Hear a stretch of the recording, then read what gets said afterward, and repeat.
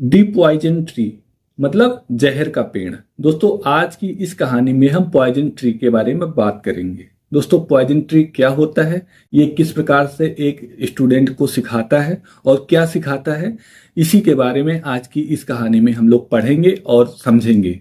और कहानी के लास्ट में मोरल ऑफ द स्टोरी के बारे में भी बात करेंगे कि हमें इस कहानी से क्या शिक्षा मिलती है। तो चलिए कहानी को पढ़ लेते हैं और समझने की कोशिश करते हैं। वंस अपॉन अ टाइम, एक बार की बात है, a holy man came down from the Himalayas. एक पवित्र आदमी वापस आता है फ्रॉम द हिमालयाज, मतलब हिमालय से एक पवित्र आदमी वापस आता है। आगे लिखा हुआ है, वेयर एवर ही वेंट, जहां पर भी वह जाता है, ही स्प्रेड, वह फैलाता है, पीस एंड काम। पवित्र आदमी जहां पर भी जाता है काम और पीस की बातें फैलाता है, मतलब बातें करता है। हु एवर ही लुक्ड, जिसको भी वह देखता है, एट फेल्ट ब्लेस्ड, वह धन्य हो जाता है। मतलब जो पवित्र आदमी था उसकी नजर जिसके ऊपर भी जाती है वह आदमी धन्य हो जाता है। सून, जल्दी ही, the king heard of the holy man, जो राजा था उस साम्राज्य का, उस स्थान का, वह सुनता है पवित्र आदमी के बारे में। एंड इनवाइटेड हिम, और उसे बुलाता है, टू द पैलेस, मतलब राजमहल में। उस पवित्र आदमी को राजमहल में राजा जी इनवाइट करते हैं, मतलब कि बुलाते हैं। आगे क्या लिखा हुआ है, the holy man went to see the king, जो पवित्र आदमी होता है वो जाता है देखने के लिए, किंग मतलब राजा को, पवित्र आदमी राजा को देखने के लिए जाता है। एंड ब्लेस्ड हिम, और उन्हें आशीर्वाद देता है। The king asked him to talk, राजा कहता है बातें करने के लिए। किससे बात करने के लिए कहता है, यहाँ पर देखिए, एक जो पवित्र आदमी है, एक जो साधु आदमी है, वो राजा के बेटे मतलब राजा राजकुमार से बातें कर रहा है, कुछ सिखा रहा है। वैसे कहानी में क्या लिखा हुआ है, क्या सिखाता है, यहाँ पर हम लोग देखेंगे। राजा क्या कहता है, सम सेंस इनटू हिज विवर्ड सन। विवर्ड सन का मतलब होता है उद्दंड पुत्र। हिज विवर्ड सन मतलब उसके उद्दंड पुत्र से कहता है कि पवित्र आदमी, हमारे बेटे से कुछ समझदारी की बातें आप करिए, या उसे कुछ सिखा दीजिए, या कुछ बता दीजिए। ऐसा कौन कहता है, राजा कहता है। किससे कहता है, जो पवित्र आदमी था, जो हिमालय से वापस आया था, उससे कहता है। दी प्रिंस, और जो उसका बेटा था वह राजकुमार भी था, मतलब राजकुमार कह लीजिए या फिर विवर्ड सन कह लीजिए, मतलब कि उद्दंड पुत्र कह लीजिए, दोनों एक ही चीज हैं। तो उनके बारे में सारी ये बातें चल रही थी। आगे कहानी में क्या लिखा हुआ है, थोड़ा ध्यान से समझने की कोशिश करिएगा। The holy man said he would do so, जो पवित्र आदमी होता है वो कहता है कि मैं वही करूंगा जो आपने कहा है। मतलब the holy man said he would do सो, जैसा आपने कहा है वैसा ही मैं करने जा रहा हूं, या वैसा ही मैं करूंगा। And the prince was set for, और राजकुमार को बुलाया जाता है। The prince was good looking, जो राजकुमार था वह सुंदर था। हॉटी मतलब घमंडी था। एंड क्रूल मतलब क्रूर था। यंग मैन मतलब युवा था। मतलब कि ये जो राजकुमार यूथ था वह देखने में सुंदर था, घमंडी था और क्रूर था।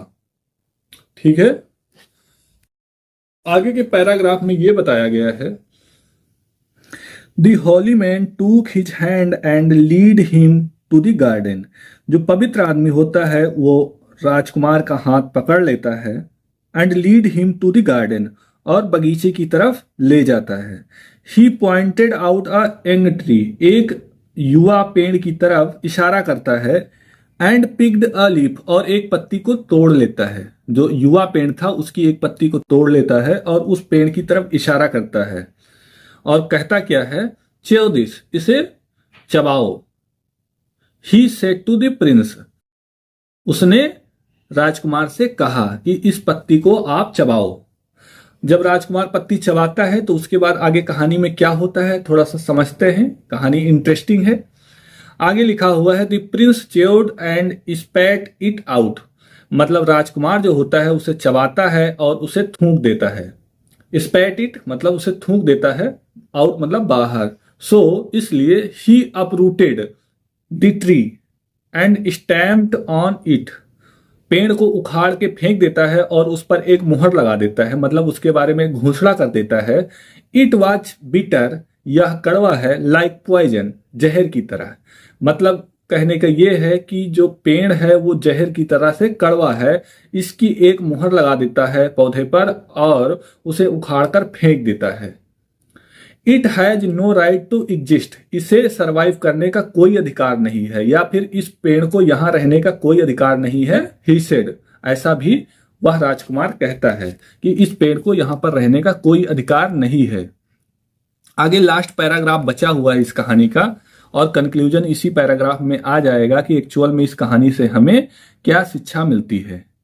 डबल इन्वर्टेड कामा में लिखा गया है, मतलब कि यह बात किसी ने कही है, that is what you will be to your peoples, तुम्हारे साथ तुम्हारे लोग जो चीज करेंगे वह यह है। मतलब क्या है, if you do not correct your self, यदि तुम अपने आप में सुधार नहीं करोगे, दे विल अपरूट यू, वह तुम्हें उखाड़ फेंकेंगे, and send you in exile, और तुम्हें घर निकासी कर देंगे या फिर अपने अस्तित्व से बाहर निकाल देंगे। लर्न फ्रॉम दिस ट्रीज, इस पेड़ से सीखो, said the holy man gently, जो पवित्र आदमी था उसने शांति से कहा। पवित्र आदमी ने शांति से कहा कि यदि तुम अपने आप में सुधार नहीं करोगे तो आपके अपने लोग आपको उखाड़ के फेंक देंगे। ठीक है, आगे कहानी में लिखा हुआ है, the prince was a changed man from that day onward, राजकुमार उस दिन से आगे बदल जाता है, अपने आप को बदल लेता है, and become a fine ruler, और बन जाता है एक अच्छा शासक लेटर, बाद में। मतलब उसी दिन के बाद उस व्यक्ति ने, मतलब राजकुमार ने अपने आप को बदल लिया और एक अच्छा शासक बन गया। When the king passed away, जब राजा इस दुनिया में नहीं रहे तो वह एक अच्छा शासक बन गया। ठीक है दोस्तों, मतलब राजा के मरने के बाद राजकुमार एक अच्छा शासक बन गया इसी शिक्षा के बाद से। ठीक है, आगे यहाँ पर मोरल ऑफ द स्टोरी बताया गया है बॉक्स में, तो इसको भी पढ़ेंगे और समझने की कोशिश करेंगे कि एक्चुअल में इस कहानी से हमें क्या शिक्षा मिलती है। यहाँ पे लिखा है, vanity carries its own punishment. Vanity का मतलब होता है घमंड, घमंड कैरीज मतलब लाती है, इट्स मतलब अपना, ओन पनिशमेंट मतलब अपना खुद की सजा। ठीक है, पूरी लाइन का ये मतलब होगा कि घमंड की अपनी सजा होती है, घमंड एक अपना अलग ही सजा देता है। यदि कोई आदमी घमंडी है तो उसको घमंड अपने हिसाब से पनिशमेंट देगा। ठीक है दोस्तों, तो आज की कहानी में बस इतना ही। मिलते हैं एक नई कहानी के साथ अगले दिन, तब तक के लिए बहुत बहुत धन्यवाद।